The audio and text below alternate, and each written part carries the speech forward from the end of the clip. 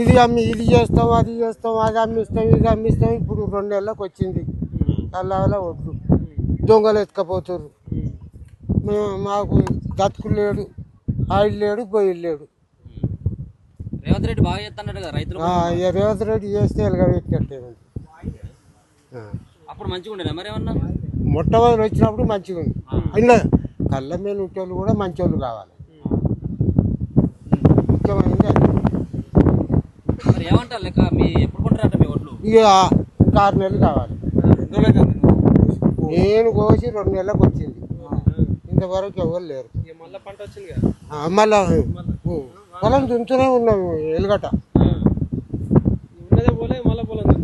మరి ఏం చేయాలి? మరి మా బతికే గదే, ఎక్కడ పోయినా గదే బతుకు. నేను 35 ఎకరాలు వేస్తాను. ఇక 2000 చిల్లర అవుతాయి నా బస్తా.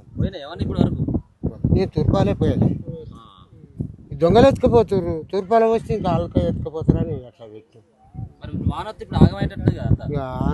ఏం చేస్తాం అయ్యా మేము? ఏం చేయలేము. దేనికి మొక్కాలే?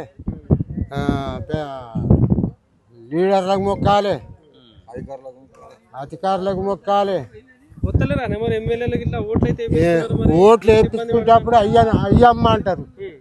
ఇక ఇప్పుడు మర్చిపోతారు. మళ్ళీ తర్వాత గెలిచినట్టే మర్చిపోతారు. మతి ఉండదు.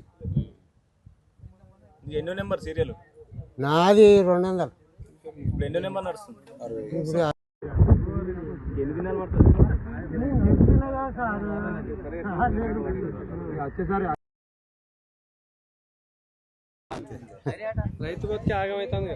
ఇక అయ్యేదే రైతులు. నాలవారి చీమ కాటికలు తింటుంది మా సొమ్ము. చీమలు తినే, ఎలుకలు తినే, పందికొక్కులు తినే, అడవి పందులు తినే. మళ్ళా అధికారులు ఇక్కడి నుంచి రైసు మిల్లులోళ్ళు ఈ ఎందరో ప్రధానమంత్రి దాకా పోతే మా చుట్టూ. ఇక మమ్మల్ని చూడరు.